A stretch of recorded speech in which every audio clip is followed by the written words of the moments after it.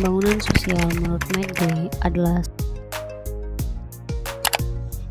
suatu proses perubahan sosial yang terencana yang didesain untuk mengangkat kesejahteraan penduduk secara menyeluruh.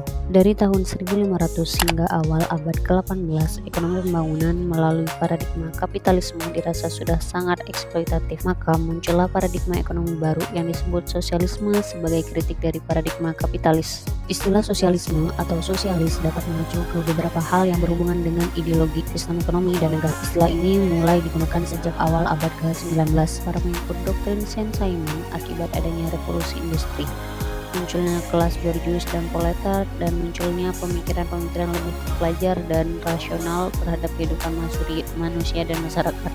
Sistem ekonomi sosialis merupakan salah satu sistem ekonomi yang menjadikan pemerintah sebagai pihak yang berperan penting dalam mengendalikan dan mengatur semua kegiatan ekonomi. Penggunaan istilah sosialisme sering digunakan dalam berbagai konteks yang berbeda-beda oleh berbagai kelompok, tetapi hampir semua sepakat bahwa istilah ini berawal dari pergolakan kaum buruh industri dan buruh petani berdasarkan prinsip solidaritas dan memperjuangkan masyarakat egalitarian, yang dengan sistem ekonomi menurut mereka dapat melayani masyarakat banyak daripada hanya segelintir elit.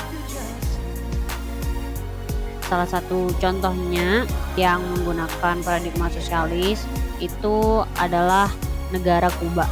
Dominannya peran pemerintah dalam mengendalikan seluruh kegiatan ekonomi negara, terdapatnya fasilitas kesehatan yang dibentuk oleh pemerintah untuk rakyatnya, terus adanya sekolah gratis yang diberikan untuk rakyat di segala jenjang pendidikan. Negara ini memberikan hunian untuk rakyatnya dengan program subsidi dan memberikan subsidi untuk bahan pangan. Negara Kuba yang banyak memberikan fasilitas untuk rakyatnya yang sekilas terlihat sangat memperhatikan dan menjamin nasib rakyatnya, namun ada sisi buruk dari penerapan sistem di Kuba, yaitu banyaknya fasilitas justru berdampak pada rendahnya upah yang diterima oleh kaum buruh di negara tersebut. Sama seperti pada utara, di Kuba juga tidak terdapat banyak pasar bursa efek sehingga Kuba menerapkan sistem perdagangan yang tertutup dari negara lain dan membatasi penanaman investasi asing yang masuk ke negara Kuba. Perubahan sistem ekonomi Kuba mulai terjadi pada tahun 2010, di mana sistem yang mereka anut hingga sekarang menerapkan sistem ekonomi ganda, yaitu ekonomi sosialis untuk beberapa sektor tertentu dan sistem ekonomi campuran. Dengan menerapkan dua hal tersebut, Kuba mencoba untuk melakukan revolusi untuk mewujudkan pasar bebas dengan membuka kegiatan ekspor-impor dengan dunia internasional dan memanfaatkan kekayaan pariwisata. Seperti yang sudah dijelasin di atas, sistem ekonomi sosialis merupakan sistem ekonomi di mana pemerintah memiliki kekuasaan terhadap pengaturan kegiatan ekonomi yang dilakukan melalui pembatasan-pembatasan terhadap kegiatan yang dikerjakan oleh anggota masyarakat. Meskipun memiliki kekuatan tersendiri seperti disediakannya kebutuhan pokok oleh pemerintah, semua kegiatan produksi dilaksanakan berdasarkan perencanaan yang telah ditetapkan oleh pemerintah. Maka masalah kekurangan dan kelebihan dalam kegiatan produksi tidak akan terjadi.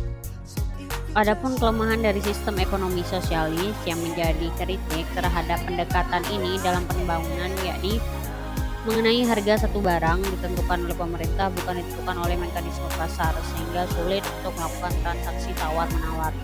Terus yang kedua, sosialisme hanya dapat ditugaskan dengan sistem ekonomi yang otoriter atau bahkan totaliter, menghambat kreativitas dan produktivitas masyarakat karena semua kegiatan produksi diambil oleh pemerintah.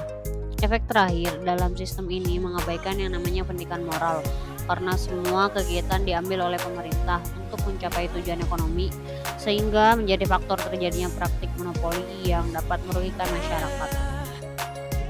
Maka dari penjelasan tersebut dapat diketahui bahwa kelemahan sistem ekonomi sosialis cenderung lebih banyak jika dibandingkan dengan kebaikan yang diberikan. Sistem ekonomi sosialis belum bisa memberikan kesejahteraan terhadap masyarakat.